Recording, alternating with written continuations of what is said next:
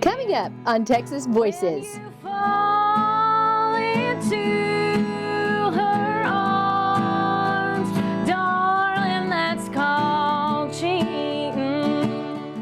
A love made in Nashville, but rooted in Texas. Every time I cross that state line, I just feel like, you know, right there at Texarkana. Central Texan Kimberly Kelly and her husband Brett Tyler are living their honky-tonk dreams, one song at a time.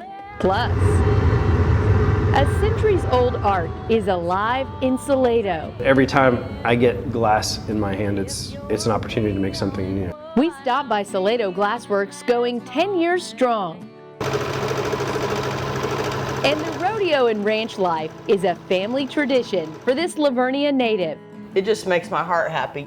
How the wild rags of the West are stitched in South Texas. Texas Voices features the musicians, artists, and creatives of our great state next.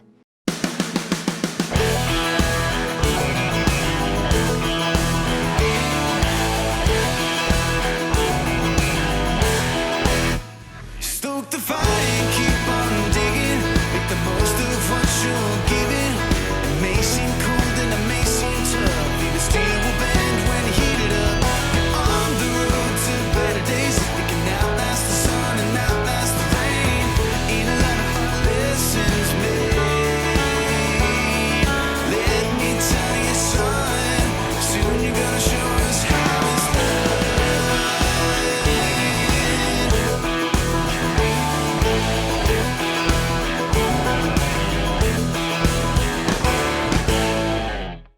Howdy, and welcome to the iconic Dixie Chicken, located in the historic Northgate District of College Station, Texas. I'm Lindsay Lippman. Among the neon glow of Honky Tonk Row, you'll find a singer and songwriter who still appreciate front porch sitting and loyal friends. I got her from Gatesville, Texas. She's been a New Braunfels dog, a Moody dog, and a Nashville dog. I hear songs on the radio that may not necessarily sound super traditional country, but if it's a good song, I just like a good song. So it kind of helps me going into when I'm writing and things like that, just to say, I just want to write a good song today, and then tomorrow I want to beat it. Brett's songs have been cut by country's biggest stars. It is a competitive town, and you do need, support, and you need people around you. And I guarantee you, like, any of the success that I have is going to be because of her. Kimberly feels the same. Her authenticity comes from deep in the heart of Texas. I feel like being from Lorena and Waco, there's honky tonks down in Texas. And my grandpa actually he played Texas country. He like yodels. My grandma used to make his pants. He tried to make my dad and my uncles play in a band. And my parents just, when they were teenagers and in their 20s, went to the Melody Ranch and listened to Gary Stewart and George Strait, just that basically stuff you could dance to, you could two-step to. And I just feel like being a Texan, it was just kind of ingrained in me. Kimberly was always driven, but wasn't sure the road led to Nashville. I was very shy about singing. It was in high school probably, and I got a hold of my mom and I said, "Mom, I think I can sing." And she's like, "Okay, well, sing for me." And I made her turn around backwards and close her eyes, and I sang. But I didn't know that it was something that you could, obviously there were famous people singing, but the gap of knowing how to get from where I was to there, it's like, how do you do that? But talented Texans like Dick Gimbel and the late Billy Joe Shaver filled the gap.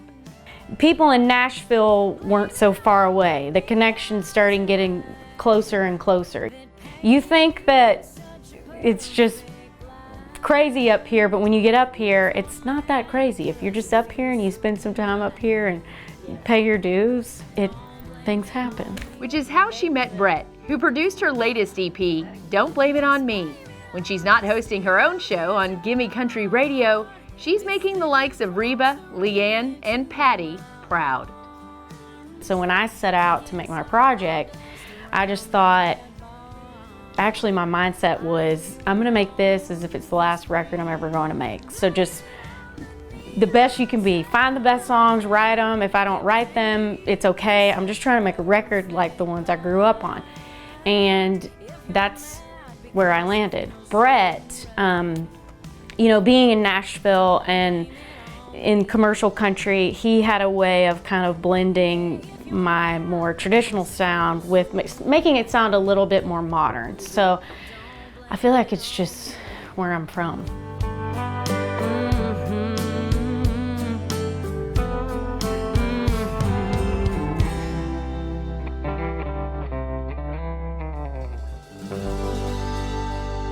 Still ahead, we get to the heart of glassmaking with tonight's Texas Voices artist, Gail Allard at Salado Glassworks.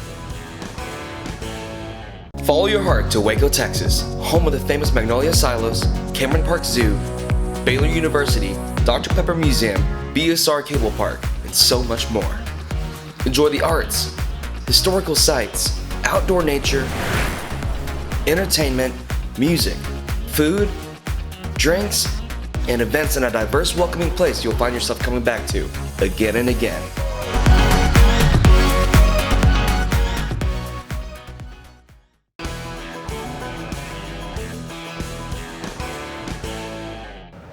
For nearly 2 decades, artist Gail Allard has revealed the awe of glasswork.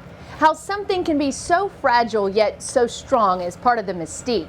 We stopped by Salado Glassworks to talk to them about how this year has shaped them.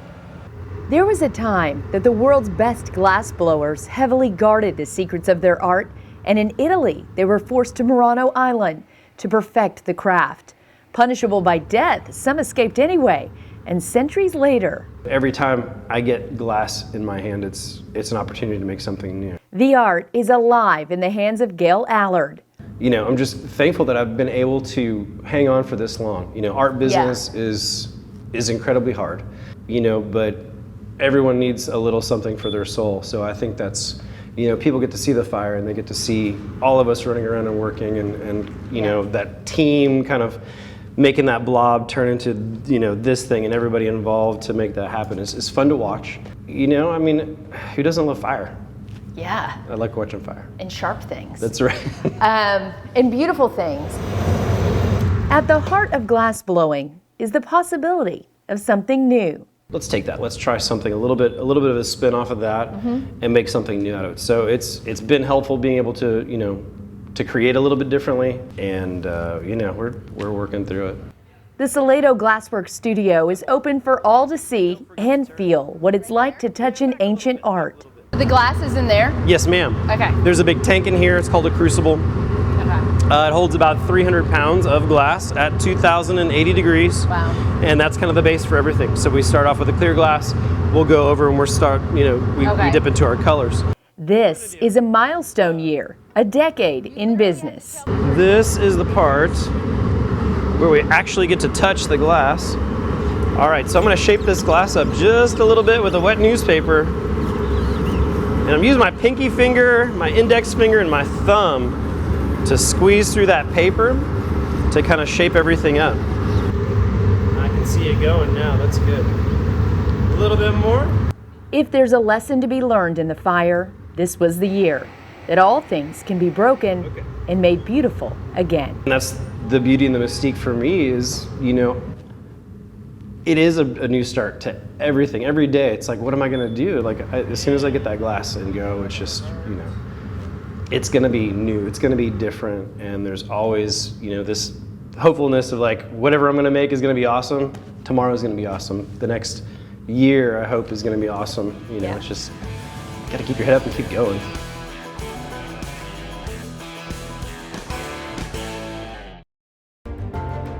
People are choosing the Brazos Valley to launch, grow, and locate their companies every single day. But in the Brazos Valley, our most valuable asset is talent. And their skills, their drive, their character speaks loudest.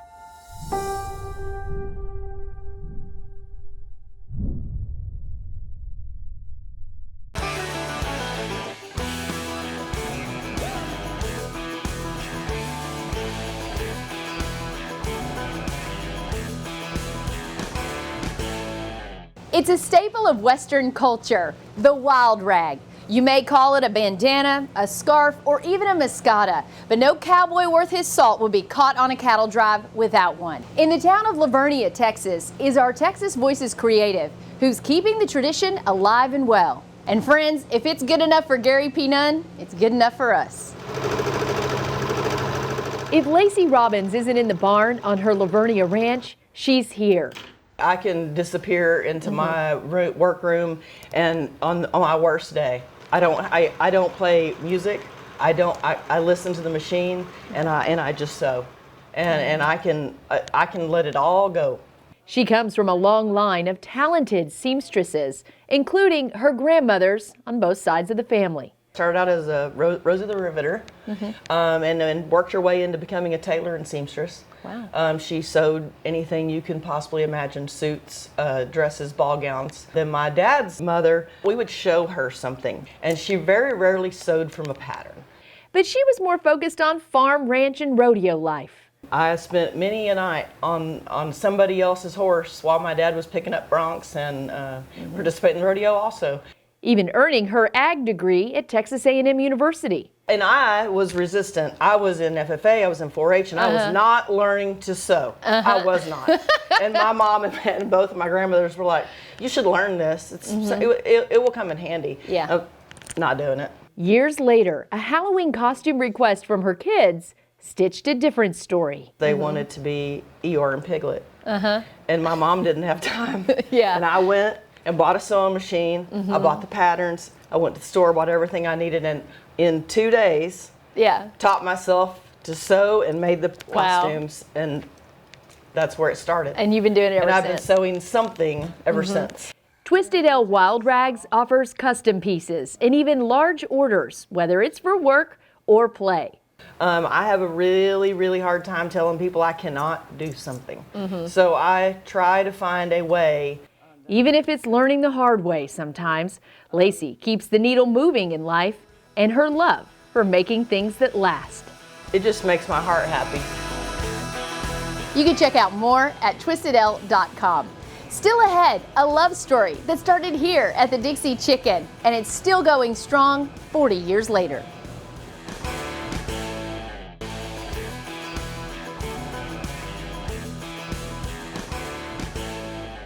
A lot of people carve their love and devotion into the fixtures here at the Dixie Chicken. Adam Drake shares a story of one couple that's going 40 years strong. Thanks, Lindsay. Howdy, guys. You know, love stories are probably the most prominent stories that we get sent to us at the Dixie Chicken. One of my favorites is actually on our website. It's about John and Dana. It goes like this. Our love story began at the Dixie Chicken back in 1979. I had been standing in line that day to register for summer classes. We didn't have computers then. And I saw this gorgeous man in front of me. We were standing in the S line and he had John on his belt. He was talking to another student, so I wasn't able to introduce myself. I went home and told my roommate and best friend about John S. That night, we went to the Chicken, as we usually do. When we walked in, a guy named Steve motioned for us to come over to join them because he really liked my roommate. When we sat down, there was John S. We played 42, drank a few rounds, and became instant friends. We went dancing at Lakeview the next night and had a great summer together. Friendship grew quickly into love, and he proposed in November of that year. We were married the very next summer. Fast forward to 2009, my future daughter-in-law goes to A&M to take skiing lessons at Mount Aggie. They see a bench that has been carved with John plus Dana. She asks if this is us. I never knew about it, but John confirms that he had done it that summer that we'd met. It was still there after 30 years. Last time we went there, our bench had been moved by the snake pit, and we have been happily married for 40 years now, and it all started at the Dixie Chicken. Dana Smith Swanson.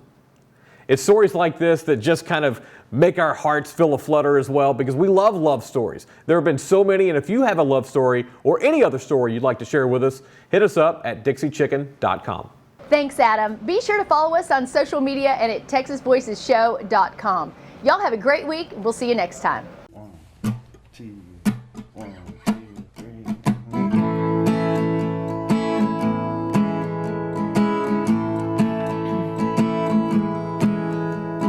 Call it what you want, some sort of cry for help or lapse inside your mind. Save it for a sign. electric PhD, boy, I ain't gonna buy. You know what you did, there's just one word for it. When you fall into her arms, darling, that's called cheating.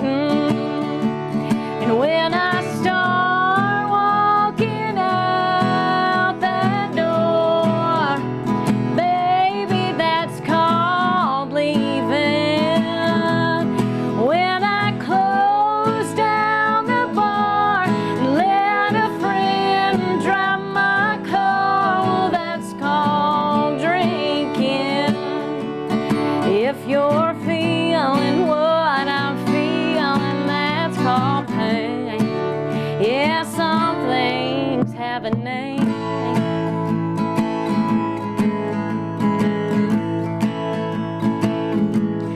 Let me know if I'm confusing you or moving just a little bit too fast. Goodbye to me don't mean I need a little space, and I might be coming back. No, when I'm gone, and you'll be all alone. When you fall into her arms, darling, that's called cheating. And when I start walking out that door, baby, that's called leaving. When I close down the bar and let a friend drive my car, well, that's called drinking. If you're feeling what I'm feeling, that's called pain. Yeah, some things have a name.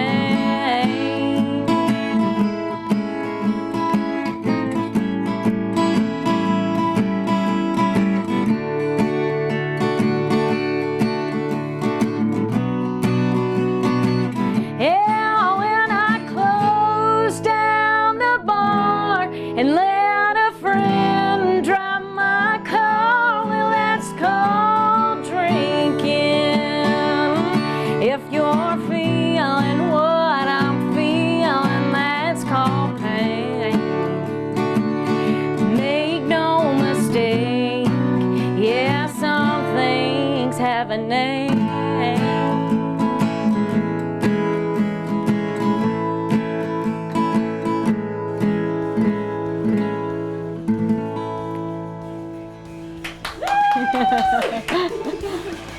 2. A lot of people carve their. Oh wait, that's okay. A lot of people go to the bathroom last time. Oh, okay. How about a? I could do it Do you drink again. wine? Yeah. Hell yeah. I drink wine. So what we can. Still ahead, a love story. Oh man, I was doing so good. All right, 3, 2. Bam. The printer. The printer. That's how we do. We make the interview seem like just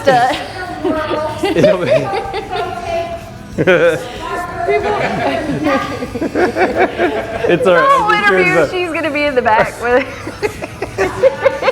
make funny faces in the background. Studio garage? Well, maybe. And we're thinking if Workshop. Brett's Blake Shelton song does anything, we're getting an event for the bathroom and finally do the gate. She'll wave at you. Jesse, can you wave?